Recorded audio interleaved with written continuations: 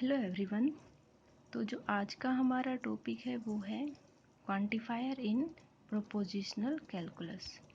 तो यहाँ पे हम क्वांटिफायर्स के बारे में पढ़ेंगे। तो प्रोपोजिशन क्या होता है? प्रोपोजिशन का मतलब होता है कोई स्टेटमेंट या तो वो ट्रू है या फॉल्स है, लेकिन वो दोनों नहीं हो सकते। तो हमारे पास जैसे कि एक फंक्शन है, ये वाला फंक्शन है, तो हम इसको ना तो ट्रू बोल सकते हैं ना फॉल्स बोल सकते हैं, क्योंकि हमें एक्स की वैल्यू नहीं पता। तो ये इसको बोलेंगे प्रोपोजिशनल फंक्शन।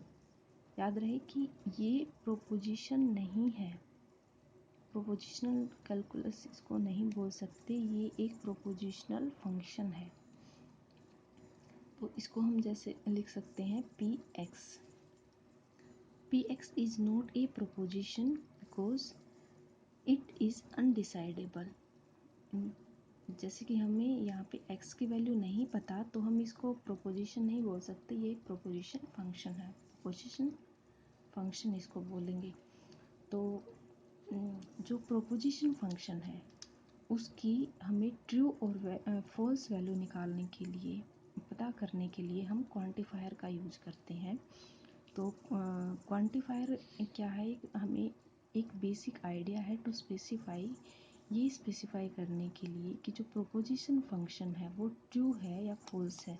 सभी वैल्यूज़ के लिए हम x के लिए जितनी वैल्यूज़ लेते हैं उनके लिए ये फंक्शन ट्रू है या फॉल्स है, ये स्पेसिफाई करने के लिए हम क्वांटिफायर का यूज़ करेंगे।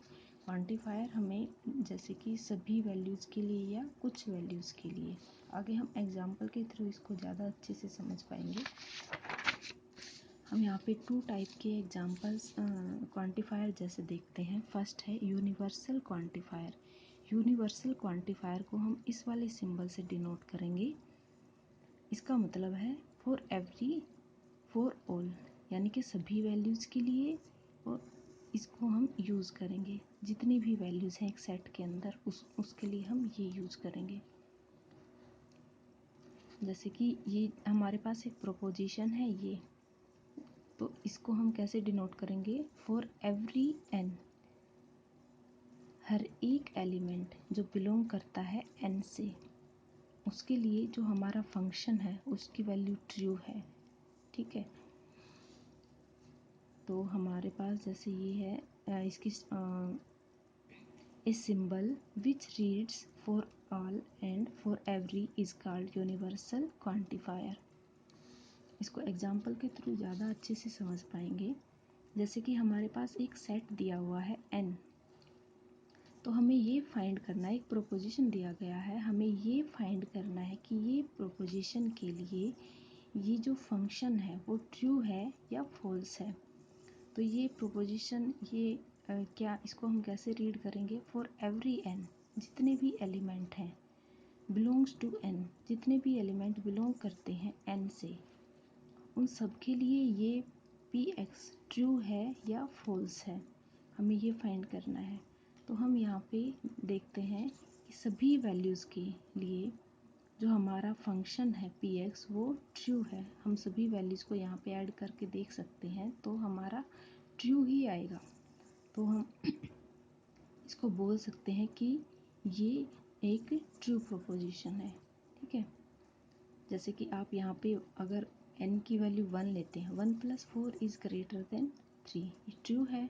2 + 4 इज़ ग्रेटर देन 3, ये भी ट्रू है। और आप सभी वैल्यूज़ के लिए ट्राई कर सकते हैं, क्योंकि सभी वैल्यूज़ के लिए ही ट्राई करना है, क्योंकि यहाँ पे फॉर एवरी दे रखा है, फॉर एवरी वैल्यूज़, तो हमें सभी वैल्यूज़ के लिए ट्राई करना है।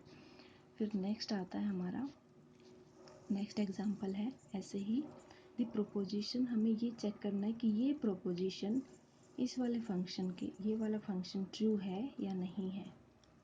तो हम यहाँ पे चेक कर लेते हैं। तो हम यहाँ पे देखते हैं कि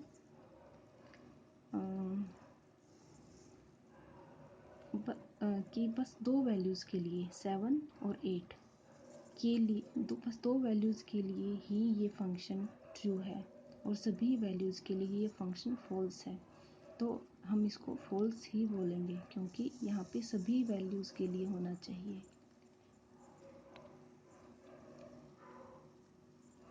तो ये हमारा एक फॉल्स है।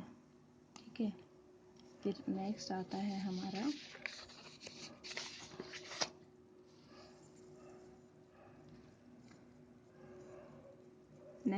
जो हमारा क्वांटिफायर है वो है एग्जिस्टेंशियल क्वांटिफायर। एग्जिस्टेंशियल क्वांटिफायर में हम ये वाला सिंबल से इसको डिनोट करेंगे। इसका मतलब है देयर एग्जिस्ट और फॉर सम वैल्यूज़। इसका मतलब फॉर सम वैल्यूज़ और फॉर एटलीस्ट 1। ठीक है, तो इसको हम यहाँ पे एक प्रोपोजिशन दी गई है, इसको कैसे रीड करेंगे? इसको रीड करेंगे there exist an which there exist belongs to an such that P X is true statement. इसको ऐसे रीड करेंगे। यहाँ पे कुछ एलिमेंट ऐसे हैं जो बिलोंग करते हैं एन से, जिनके लिए हमारा जो पी एक्स फंक्शन है वो ट्रू है। यहाँ पे एग्जाम्पल है, जैसे कि एक सेट दिया हुआ है हमारे पास, तो हमें फाइंड करना है कि ये प्रोपोजिशन है वो ट्रू है या फॉल्स है। इस प्रोपोजिशन के लिए ये वाला फंक्शन है जो ट्रू है या फॉल्स है, ये चेक करेंगे हम। तो देखते हैं, ये हमारा ट्रू है क्योंकि